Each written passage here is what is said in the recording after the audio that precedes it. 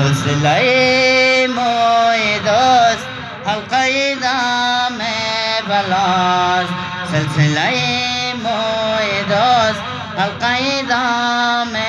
بلاست هر کی در این حلقه نیست فارغ از این ماجراست هر کی در این حلقه نیست فارغ از این ماجراست گر بزنند دم باتش در نظرش بدرید دیدن او یک نظر صد چو منش خون بهاست دیدن او یک نظر صد چو منش خون بهاست گر برود جان ما در طلب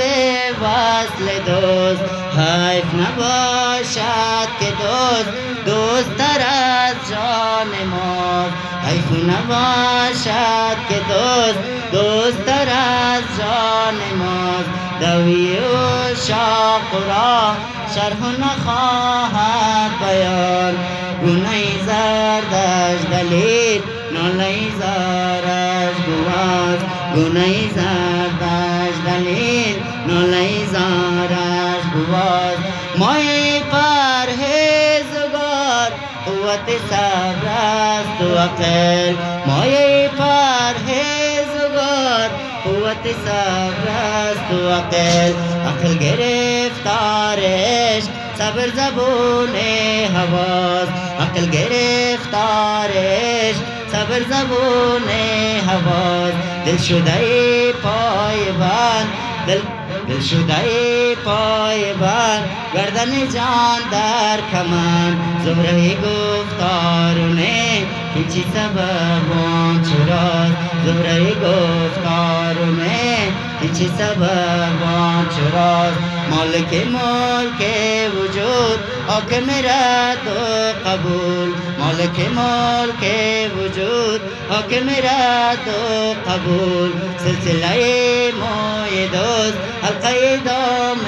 بلاست هر کی در این حلقه نیست فارغ از این ماجراست هر کی در این حلقه نیست فارغ از این ماجراست هرچی کند جور نیست ور تو بنالی جفاست هرچی کند جور نیست ور تو بنالی جفاست تیغ برار از نیام زر برافگن بجام پس قبل ما قبول و از طرف ما رضاست پس قبل ما قبول و از طرف ما رضاست گر به نوازی بلد ور بگذاری بقر گر به نوازی بلد ور بگذاری بقر حکم تو بر من روان سجد تو بر من روان حکم تو بر من روان سجد تو بر من روان هر کی بجور رقیب یا بجفای حبیب اهل فراموش کند مدعی به وفاست اهل فراموش کند مدعی به وفاست سعدی از اخلاق دوست هرچی برای